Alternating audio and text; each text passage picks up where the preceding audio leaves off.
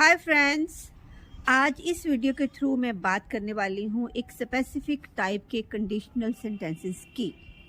वो conditional sentences जिसको समझने में at least I took so long to understand the basics of this kind of sentence.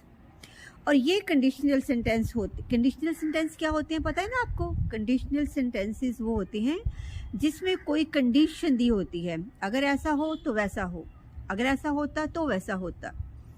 तो इसी में ही एक टाइप ऑफ कंडीशनल सेंटेंसेस आता है, अगर मैं तुम्हारी जगह होता तो ये करता, अगर मैं तुम्हारी जगह हूं तो ये करूं। तो ये एक तरह के एडवाइस देने वाले सेंटेंसेस कहे जाते हैं। तो इन सेंटेंसेस का एक बेसिक फ्रेमवर्क है या टेम्पलेट है, और वो क्या है? If I were you I would के बाद क्या आता है? वो डिपेंड करता है कि बात प्रेजेंट की हो रही है या बात पास्ट की हो रही है, पर बेसिक जो फ्रेमवर्क है वो वही रहेगा, if I were you I would. तो इसको मैं आपको समझाती हूँ बाय गिविंग यू एग्जाम्पल्स। अगर मैं तुम्हारी जगह हूँ तो मैं छुट्टियाँ एंजॉय करूँ, प्रेजेंट की बात। If I were you I would enjoy the vacations, और I would enjoy my vacations.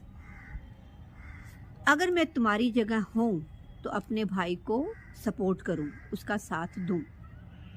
If I were you I would support my brother. अगर मैं तुम्हारी जगह हूँ तो ये मौका बिल्कुल मिस ना करूँ, बिल्कुल ना जाने दूँ। If I were you I wouldn't miss this chance, और I wouldn't miss this opportunity. तो आई थिंक इससे आपको समझ लग गया होगा। ये हम बात कर रहे थे प्रेजेंट सेंटेंसेस की। अगर मैं तुम्हारी जगह हूं तो मैं क्या करूं। अब बात करते हैं पास्ट के सेंटेंसेस की। पास्ट के सेंटेंस बनाने के लिए एक वुड के बाद हैव लगाना होता है। यही डिफरेंस है प्रेजेंट के सेंटेंस और पास्ट के सेंटेंस में। प्रेजेंट के सेंटेंस का फ्रेमवर्क है, if I were you I would do this, और पास्ट का क्या है? If I were you I would have. तो वुड हैव के साथ पास्ट आ जाएगा, डन दिस। वर्ब की पास्ट फॉर्म आ जाएगी और एक हैव आ जाएगा।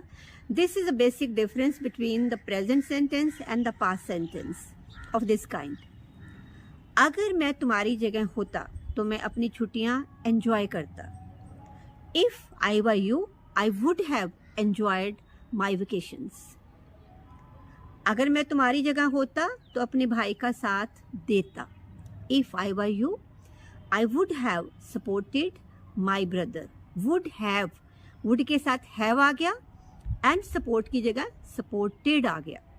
छुट्टियों में हैव आ गया, छुट्टियां एंजॉय करता, साथ में एंजॉयड आ गया, आई वुड हैव एंजॉयड। तो ये ही बेसिक जो है डिफरेंस है इन दोनों तरह के सेंटेंसेस को बनाने का।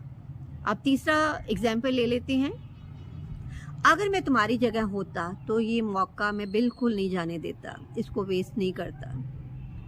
तो if I were you I wouldn't have missed this chance और दिस अपॉर्चुनिटी। तो आई थिंक आपको मैं क्लियर कर पाई होंगी कि if I were you I would have, तो ये किस तरह के सेंटेंसेस के लिए यूज होता है और कैसे यूज किया जाता है। तो आई वुड विश कि आप इस तरह के सेंटेंसेस और फ्रेम करके अपनी प्रैक्टिस करें। एक और क्वेरी है इसके साथ रिलेटेड जो अक्सर पूछी जाती है कि इफ आई वर आता है, आई वॉज क्यों नहीं आता? मेरे मन में भी ये क्वेश्चन रहता था बहुत देर तक। तो उसके लिए एक बेसिक सी टिप देती हूँ, तो कभी नहीं भूलेगा। अगर कोई इमेजिनरी सिचुएशन की बात हो रही है, किसी हाइपोथेटिकल सिचुएशन की बात हो रही है, किसी ऐसी सिचुएशन की बात हो रही है जो चीज़ हुई नहीं है, बस इमेजिन की जा रही है, अगर ऐसा होता तो मैं ऐसा करता, मैं तुम्हारी जगह होता तो ऐसे करता, जब मैं तुम्हारी जगह हूँ तो मैं ऐसा करूँ। तो ये एक्चुअल में नहीं हुआ है, सिर्फ इमेजिनरी सिचुएशन है।